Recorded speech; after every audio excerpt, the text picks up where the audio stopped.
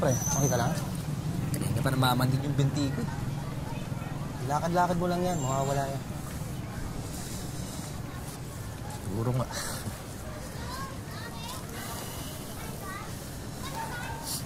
Kuya, sa pabahay lang po. Sige, tara. Ano, kaya mo?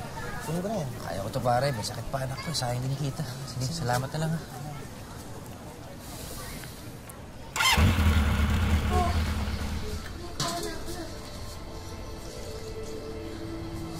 Ang init mo. Manang Cecil! Manang Cecil! Manang Cecil! O bakit? Ano nangyayari? Sisini ko pumata. Sila nasusugod ko po muna sa ospital. Okay lang po ba kayong bahala sa mga anak ko? Kuya, asan lagdap niya? Oo, sige, sige. Kuya, dahan-dahan lang po. Baka madisgrasya tayo. Dahan-dahan lang po, kuya.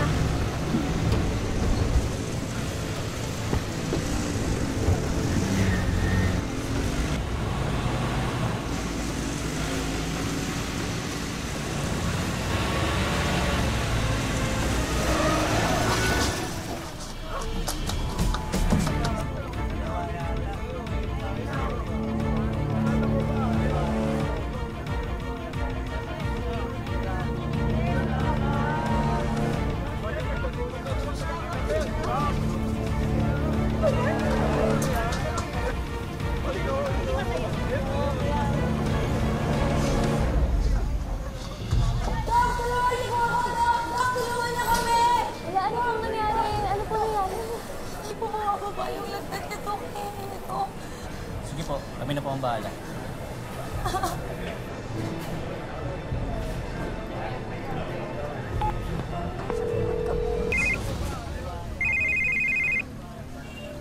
Rolly, nasan ka na ba?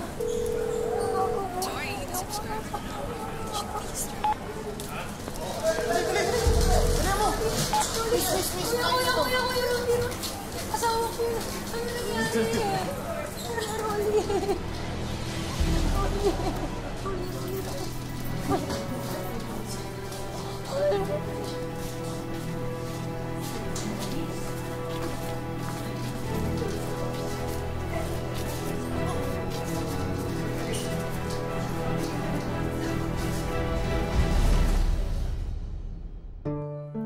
Buong akala raw ni Ceci, hindi na siya makakatagpo ng lalaking mamahalin. Hanggang sa makilala niya si Rolly, isang mapagmahal na ama at asawa raw ang kanyang kabiyak. Ngunit ang pag-ibig niya para sa mister ay masusubukan sa pagdating ng isang matinding karamdaman. Magandang hapon po mga kapuso, ito po ang Wish Ko Lang.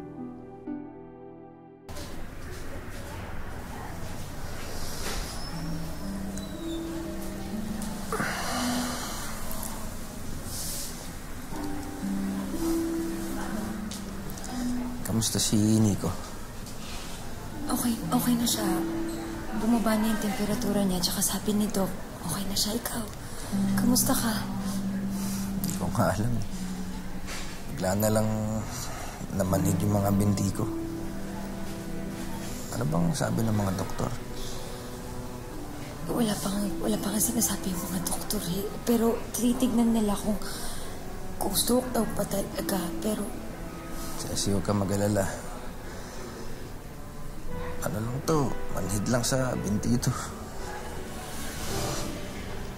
Malayo to sa... Mahal! Rolly! Nurse! Nurse!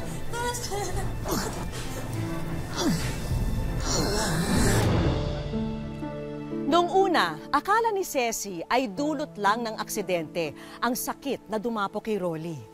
Ngunit ang kanya palang panginginig ay tinatawag na X-linked dystonia Parkinsonism o lubag syndrome. Isa raw itong kakaibang kondisyon na namamana.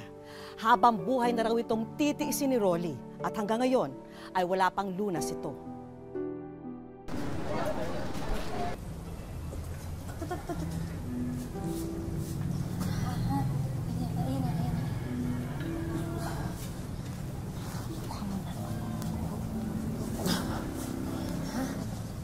Nak, yung gamot ng tatay mo, ha? Kumuha ka ng tubig. Tignan niyo yung mga kapatid niyo, ha? Baka lumabas. Sige na.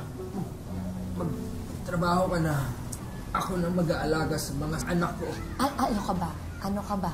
Magpahinga ka lang dyan, ha? Baka mapano ka. Kung kakayanin ko may mangyari sa'yo, anak. Tinan mo nga yung tubig ng ate mo, ha? Apo. Sige na, ha? Wait lang, ha? Pabigat sa pamilya.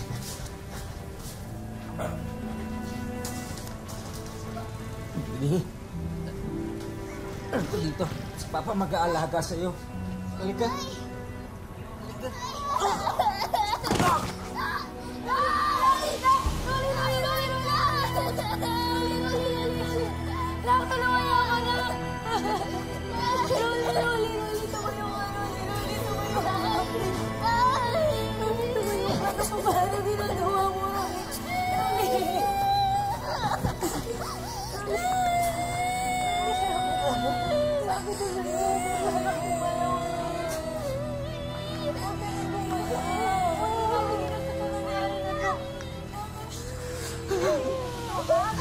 Mahal na mahal ka namin. Mahal na mahal ka namin. Dapat tubig ka, please. Tubig, please.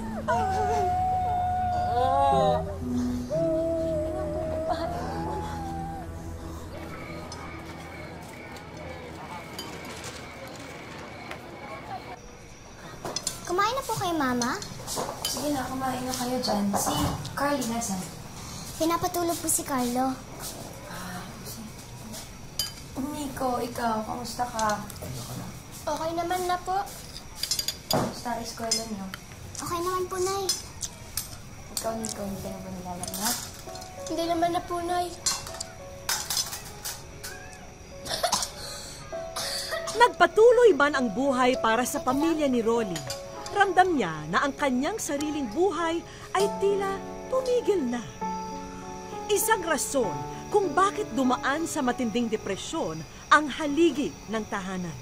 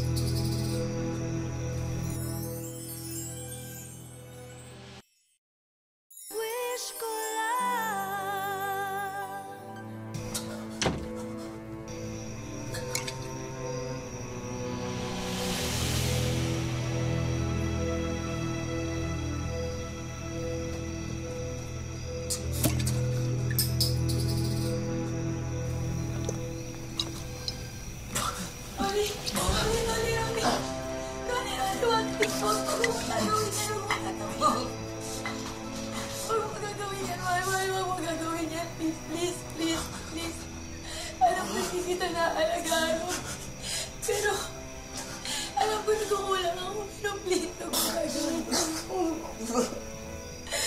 Alam mo kita. Mahal na mahal kita.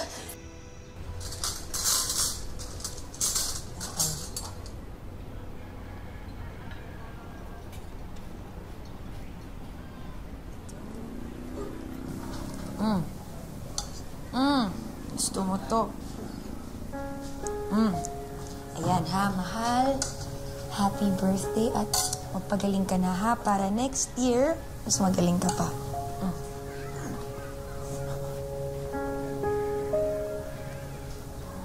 Sarap. Love you. Ay, wait lang. Ha, sige, kumain na kayo dyan. Mare, si kumpare. Ayan, may simpleng handaan kami. Kumain ka naman muna. Sige, mamaya na lang. Kailangan mamasada eh. Ay, Mare, yung cellphone pala ni kumpare, kailangan ko lang soli. Napadaan lang ako. O siya, sige. Sigurado ka ba, di ka nakakain? Oh, hindi na. Mauna na ako, Mare. Pare, happy birthday, ha?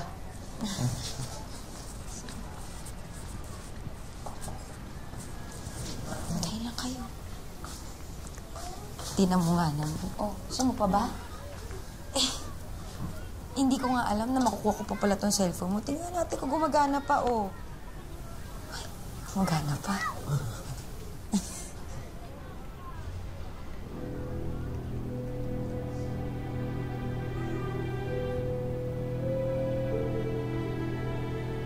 Hindi raw maipaliwanag ni Ceci ang kanyang naramdaman nung nakita niya ang mga mensahe. Pagkatapos na nga pa ng kanyang paghihirap kay Rolly, madidiskubre lang niya na nangaliwa pala ang asawa.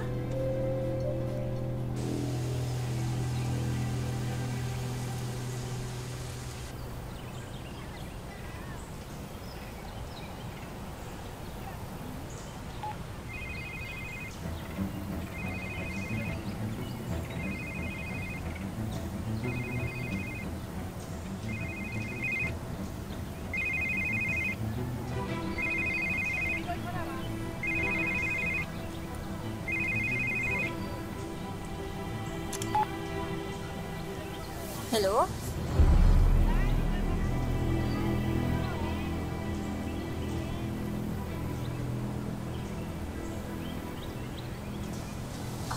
Excuse me. Ikaw ba si Sylvia? Opo, ako nga. Bakit po? Sino po kayo? Ako si Ceci. Asawa ko ni Rolly. Ano ka ba ng asawa ko? Kayo po pala yung asawa ni Kuya Rolly. Ako po si Sylvia. Pinsan ko po si Kuya Rolly. Pasensya na po, hindi tayo nagkakakilala. Kamusta na po pala siya? Pinsan mo. Bakit po? Ano po bang nangyari sa kanya?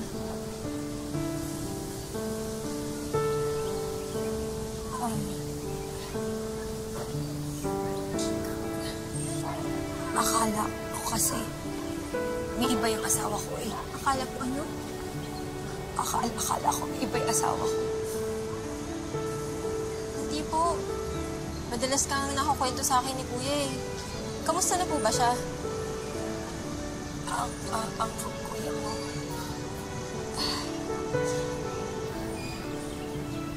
Bagamat nabunutan ng tinik si Ceci, hindi nito maiwasang mahiya sa nadamang pagdududa.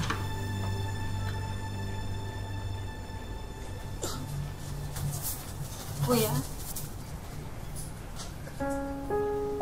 Sylvia.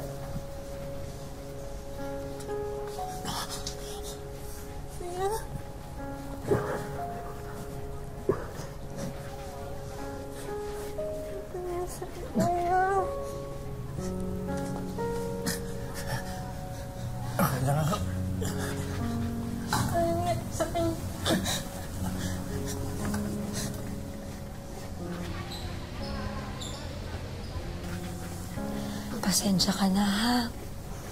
Kung ano nung naiisip ko, eh. Alam mo naman kung gaano kita kamahal, eh. Alam mo, kahit ganito tayo, hindi naman ako nagsisisi na nakilala kita.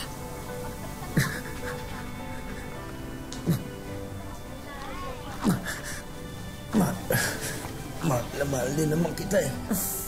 I love you.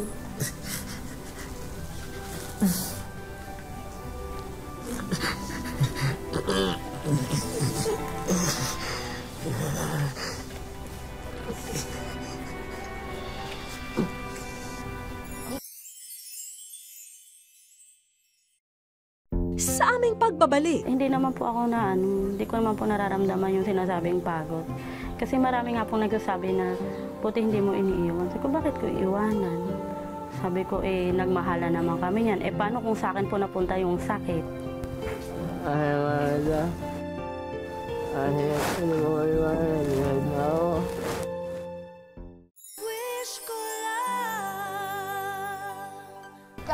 Nico, Carl! Carly!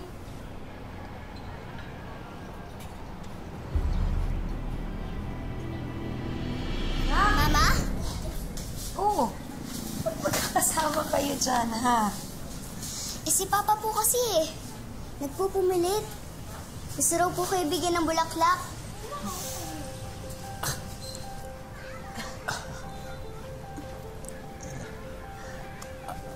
I love you. Mahal na mahal rin kita.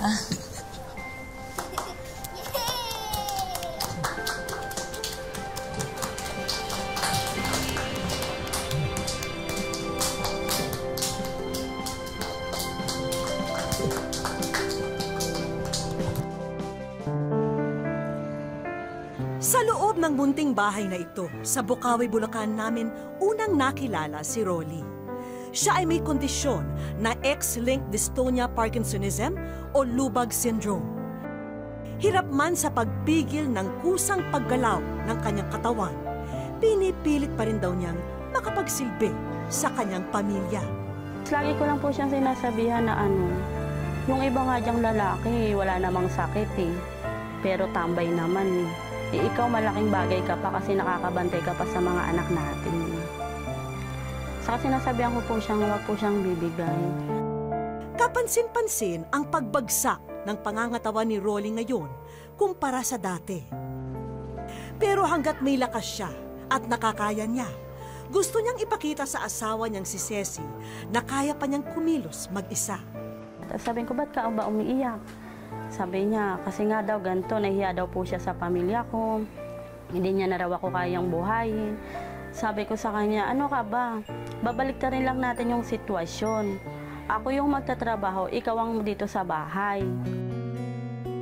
Sa 13 taon nilang pagsasama, true love daw ang turing ni Ceci sa kanilang relasyon. Hindi naman po ako hindi ko naman po nararamdaman yung sinasabing pagod. Kasi marami nga pong nagsasabi na, buti hindi mo iniiwan. Sabi ko, bakit ko iiwanan? Sabi ko, nagmahala naman kami yan. Paano kung sa akin po napunta yung sakit? Ay, Marda. Ay, ano mo iwanan? Lihat na ako. Kahit dagsa ng mga problema, gagawa ng paraan si Ceci para matugunan ang araw-araw nilang mga pangangailangan. Yung panganay ko po, sabi ko, Nika, bilan mo nga ako ng mga panlinis ng kuko. Tapos pinag-aralan ko po sila kahit yung mga anak ko. Tapos nung medyo may nalalaman na po ako, pumasok po ako noon ng trabaho. Sa ngayon, regular siyang pumapasok sa isang parlor bilang manikurista. Kasi ang inisip ko po, kung makakatulong po ako, magkano lang po ang sweldo. Ako po makakakain. Sila, hindi ko po alam kung makakakain ba sila ng o hindi. Kasama pa po nila ako. Abangan niyo yung concert ni Kule Desma at saka ni Lani. Ano? Kulani. Hindi, yun ang title eh. Nakakangawit yun. Naging libangan naman ng mag-ama ang panuurin ang mga Dabarkads tuwing tanghali. Ito na nga raw ang isa sa mga nagpapagaan sa kalooban ni Rolly. Iyan na lang po naging niya, TV. Yung pong yung sugod bahay po, di ba pag nag-aano po sila, wali sila, doon po.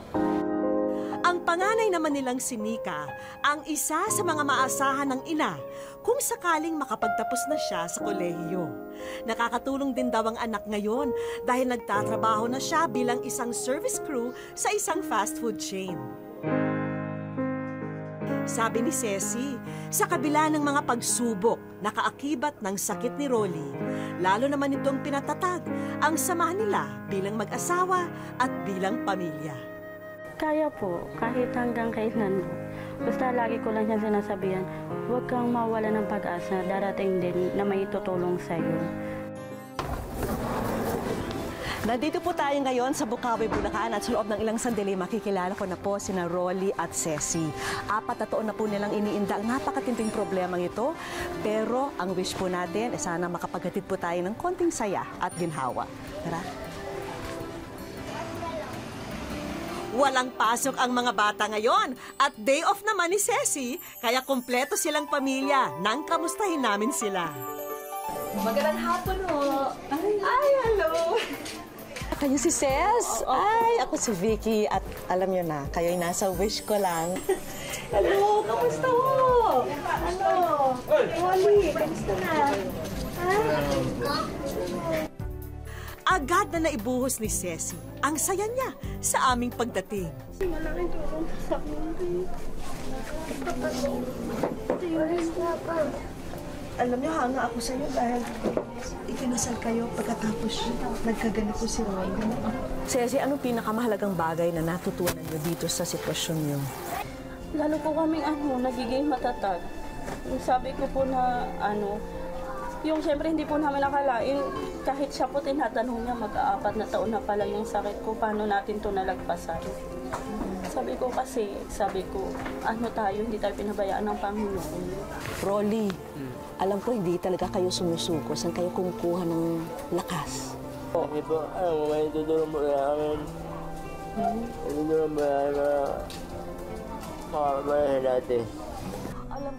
Hindi rin naiwasan ni Nika ang mahabag sa kalagayan ng kanyang mga magulang. Mahirap po kasi hindi naman po talaga si Mama sanay sa gawain bahay. Pero po, ang dami po sakripisyo. Kasi minsan po di po kami kumakain dahil po wala pong si Mama. Wala po kaming pera. Anong wish mo? Anong gusto mong mangyari?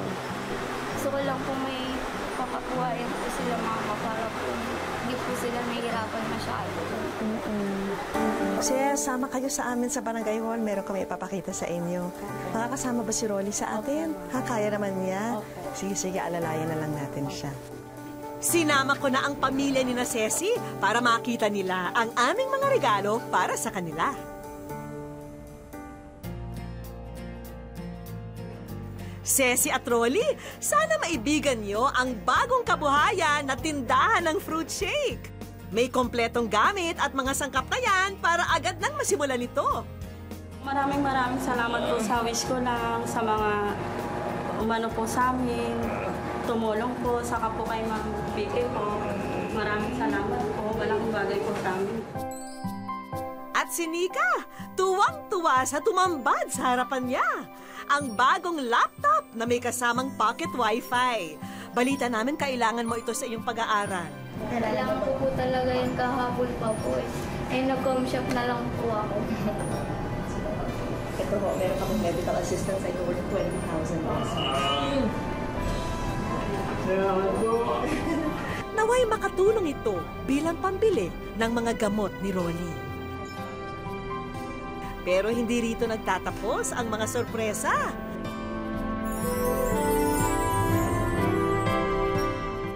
Sa aming pagbabalik, Ceci, maaari ba naming makalimutan ang isa mong hiniling para kay Rolly?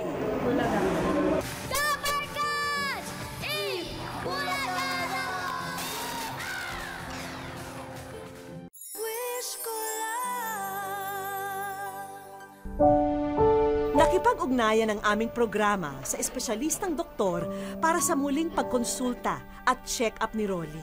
Yung X-linked dystonia, Parkinsonism, ay isang sakit na namamana. So, it is also known as dystonia of Panay. Yung dystonia, yun yung pumupostura, yung abnormal na postura ng kanilang mga iba't ibang bahagi ng katawan. Napansin ko lang po, kapansin-pansin lang po natin sa kanya is, unang-una yung kanyang weight loss. Dahilan doon ho palamang ay yung kanyang kahirapan sa pagkain na dala ng kanyang abnormal na galaw. Sa ngayon, isa po sa epektibo nito na paggagamot ay ang paglalagay ng implant or stimulator in the brain. So yun ho yung tinatawag na pacemaker sa brain. Nagpapasalamat po ako kasi natignan niya po ulit yung asawa ko.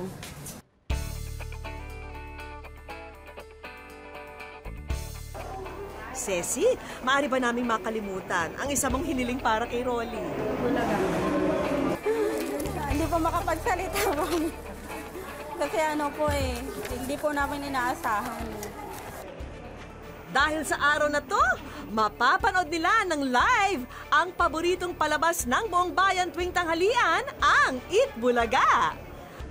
At para masiguro na maayos at komportable si Rolly, may kasama rin po kaming mga kaibigang nurse para umalalay sa kanila.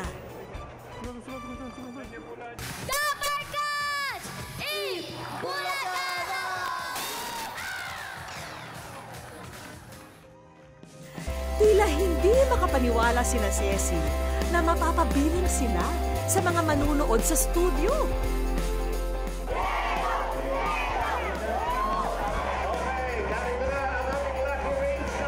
Nabigyan din ng pagkakataon ng ating mga bida na makita ng personal ang ating mga Dabar Cats na sina Pia at Pauline. Enjoy si Rolly sa kanyang paboritong One for All for One. Ano? Bumaksak po! Ayan, oh. Ayan, nabali yung buha nila. Pinatunayan ng mag-asawang Rolly at Ceci na anumang hamon ang dumating sa kanilang buhay, pagmamahal at pag-unawa ang pinakamabisang panangga nila para manatili ang pag-asa at saya sa kanilang pamilya.